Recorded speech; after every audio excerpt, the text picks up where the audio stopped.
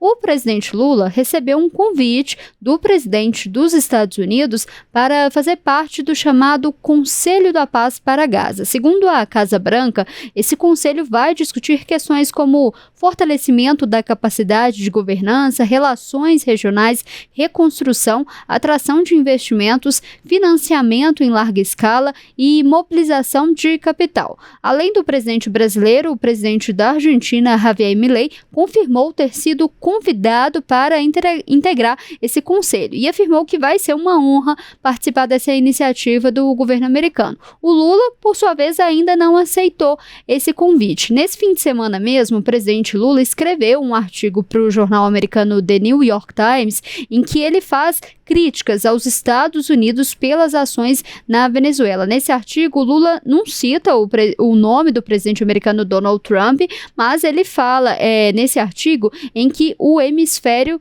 nos pertence. Fred, esse pode ser um indício aí do posicionamento do presidente Lula sobre esse convite, mas mais do que isso, faz sentido o Brasil aceitar esse convite e como que pode ser uma resposta eficaz ali, pensando do ponto de vista da diplomacia brasileira? O que está em jogo? Olha, tem muita coisa em jogo.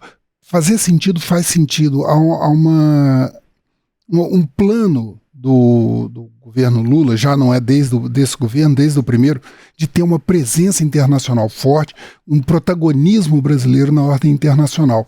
E parte desse protagonismo vem justamente dessa interferência, né? Não é interferência, mas dessa busca de participar das soluções dos conflitos internacionais, principalmente no Oriente Médio. Não é a primeira vez que Lula tenta participar de soluções de questões no Oriente Médio. Em 2016, na polêmica do programa nuclear do Irã, ele e o Erdogan da Turquia prepararam um plano de paz para a solução plano de paz de contenção do programa militar e nuclear do Irã, mas isso daí foi rechaçado na época pelo governo Obama e acabou não indo para frente. Não é a primeira vez, mas ele tem esse interesse. E ele tem interesse de ter um protagonismo internacional. Para ele é muito importante. Desde a época da questão do combate à fome, que ele foi colocado muito em evidência. E isso trouxe ganhos, inclusive, para a política doméstica. Mas ele enfrenta muitas dificuldades, né? As dificuldades internas e dificuldades externas. Mas vamos recuar um pouco só para a gente tentar entender o que é o Conselho da Paz de Gaza. Na sexta-feira, Donald Trump delineou esse Conselho para a Paz, que faz parte dos pontos para a solução da guerra em Gaza, né, que começou com a troca dos reféns, a devolução dos reféns israelenses para Israel, entrega de prisioneiros para a autoridade palestina, a suspensão dos combates, né, e uma tentativa de reestruturação do país. Na sexta-feira, ele anunciou que Marco Rubio, secretário de Estado, Tony Blair, ex-primeiro-ministro britânico, né, Steve Witkoff, assessor especial para o Oriente Médio, o Jared Kushner, o genro de Donald Trump, o presidente do Banco Mundial, mais uma série de outras pessoas iriam participar desse conselho, né, a diretoria executiva fundadora. A presidência desse conselho, na época da assinatura do acordo, Donald Trump dizia que seria ele diretamente responsável. E no sábado ele começou a enviar esses convites. Enviou convites para vários países participarem. O Brasil, a Argentina, que você falou, Catar, Turquia, Egito. Inclusive, Vladimir Putin recebeu um convite desse para participar. Por enquanto, só a Argentina se manifestou. Não, a Argentina se manifestou, o Egito se manifestou, diz que está estudando essa questão. O Canadá, que foi convidado, aceitou e tem interesse em participar. É interessante essa relação do Canadá, né, com os Estados Unidos, como que mudou, né? A gente viu logo no início do Tariface e agora, né, se aproximando também.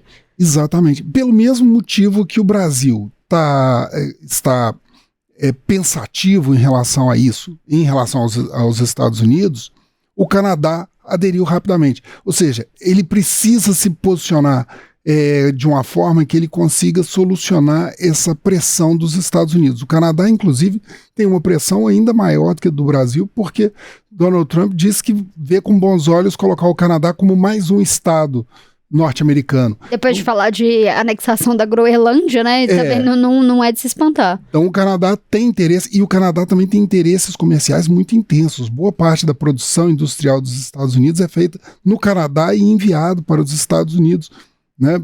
Então as relações são muito intensas. Então isso tudo vai mexendo na conjuntura política. E esse conselho, ele tem uma segunda parte, que é um conselho de administração, e que nesse conselho os palestinos fazem parte. Nos fundadores, não. Nos fundadores tem mais uma coisa. Se você quer ser membro permanente, você paga $1 bilhão.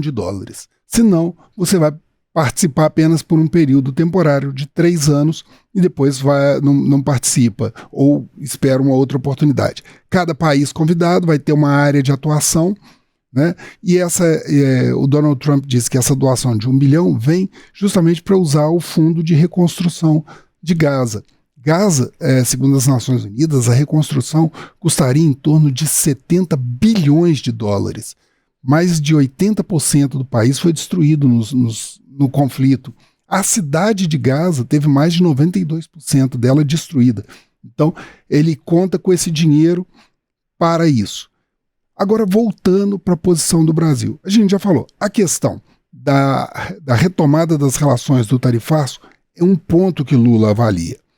A questão de ter sua projeção internacional, que eu havia falado, que é importante, desde a questão do combate à fome, também é importante.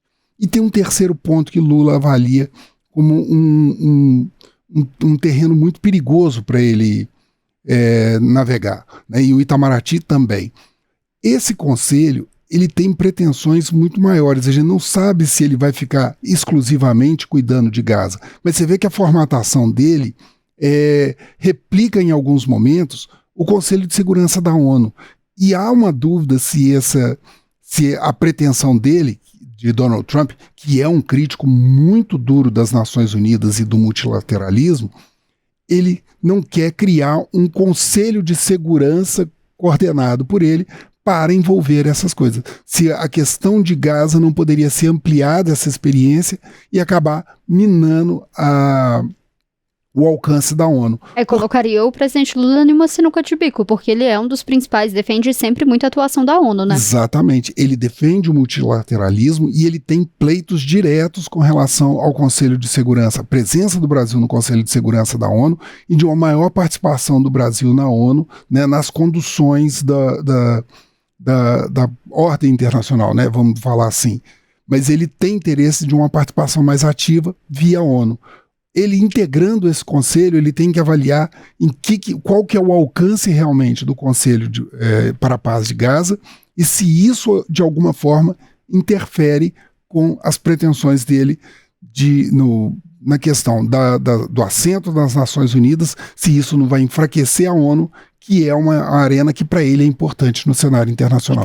Tem essa questão aí também do valor, né, Fred, que precisa, né, se for querer ser um membro permanente também, como que isso também pode ser explorado, inclusive em um ano eleitoral, né, em que a gente sabe das dificuldades do governo, em questão de orçamento, que muito provavelmente deve ser muito discutido e colocado pela oposição. Se o presidente Lula, inclusive, colocar esse dinheiro, tirar dinheiro do orçamento que está precisando para isso.